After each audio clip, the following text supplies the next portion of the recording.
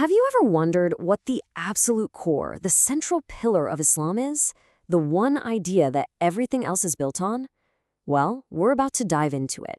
We're talking about Tawhid, the profound and absolute belief in the oneness of God. It's truly the bedrock of the entire faith. And hey, before we get started, if you find what we're doing here useful, do me a quick favor and hit that like button. And of course, subscribe to Spotwork Learning. It really does help us keep making these explainers for you. Thanks a bunch. All right, so here's our game plan. First, we'll break down what Tawhid actually is. Then, we'll look at how the Qur'an points to creation itself as evidence. After that, we'll explore humanity's very special job description, see how this belief plays out in real life, and finally, we'll look at its polar opposite, the sin of Shirk. So let's jump right in. What exactly is Tawhid? I mean, seriously, if you can wrap your head around this one concept, you've basically found the master key to understanding the entire Islamic worldview. Okay, so at its very heart, Tawhid means that God, Allah, is absolutely one. But we're not just talking about the number one. It means he is completely unique. No partners, no parents, no kids. He's indivisible, a single, whole, perfect being who is completely different from anything and everything he created. And you know, there's this short, incredibly powerful chapter in the Qur'an called Surah Ikhlas that just nails this concept. It's often called the purest statement of Tawhid. In just 4 quick lines, it completely rejects any idea of God having partners or anything being remotely like him. It is the definitive declaration of monotheism. Okay, so that's the claim. God is one. But where's the proof? Well, the Qur'an's answer is simple. Just look around you. The argument is that the universe itself is shouting this reality. The signs are everywhere if you just take a moment to see them. Take this passage right here from the 2nd chapter of the Qur'an, Al-Baqarah. This isn't just a statement. It's a direct invitation to every single one of us. It's asking us to use our own lives, our own world, as the starting point for some serious reflection. It's basically making a case. And here's how that case is built piece by piece. The verse tells us to think about the basics, your own existence, the fact that the earth under our feet is stable, a resting place, which implies it's safe and secure for us. It points to the sky above as a protective canopy, and the rain that comes down to give us food and water. These aren't just pretty words, they're presented as observable facts, signs that all point to one single caring creator. And all of this evidence builds up to a really powerful, logical conclusion. After showing all the signs of a single creator taking care of everything, the verse hits you with a challenge. If you know all this is true, then why on earth would you set up rivals or partners to him? The logic is clear.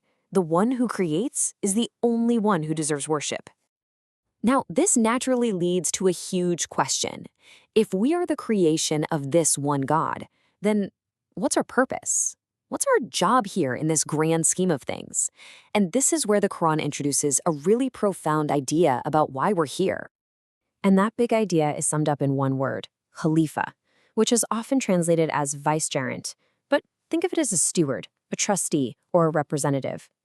The teaching is that humanity was put on this earth with a really unique and noble mission, to act as God's representative, equipped with some pretty amazing gifts and responsibilities. The origin story for this role goes all the way back to Adam, the very first human.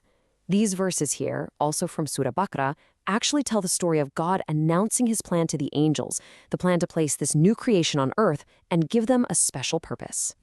So here's how the story unfolds. First, God announces his plan to put a Khalifa on earth. Then, to give humanity the tools for the job, he gives Adam a special gift, knowledge, symbolized by teaching him the names of all things.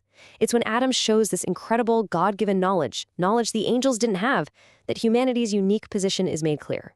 The bottom line, our purpose is to use our intelligence and our free will to be responsible caretakers of this planet. Okay, so vicegerent, steward, those are some pretty big words. But what does that actually look like in your day-to-day life? How does this high-level theological idea actually change how you live? This is where belief gets really practical. This table really breaks it down. It's a direct line from belief to action. If you truly believe Allah is the one and only creator, then it just makes sense that you'd worship only him. Simple. If you believe he is the all-powerful sustainer, then you're going to seek help and guidance only from him, not from anyone or anything else. And if you believe he is omniscient, that he knows everything, well, that leads to a life of mindfulness and accountability, because you know that nothing you do goes unnoticed. Sometimes the best way to really get a concept is to understand its complete opposite. And the Qur'an is just as clear about the one thing that completely destroys this core belief as it is about the belief itself. And that opposite is shirk. Shirk is the act of associating partners with God. Now, you might be thinking of ancient statues and idols, and yeah, that's part of it, but it's also much broader. It could be elevating anything, money, power, a person, even your own desires, to the level of devotion and importance that belongs only to God. And this is really the heart of the matter. Tawhid is seen as a path to total spiritual freedom. It frees you from being a slave to anything in creation. All your worship, all your allegiance goes to the Creator alone. Shirk, on the other hand, divides you. It makes you serve created things instead of the Creator. And that's why it is considered the absolute gravest sin in Islam, the one thing that can't be forgiven if someone dies while practicing it. So we've seen it all, from creation to our daily actions. This one belief, Tawhid, acts like the sun in the solar system of Islam. Everything revolves around it. It defines our purpose and guides our lives.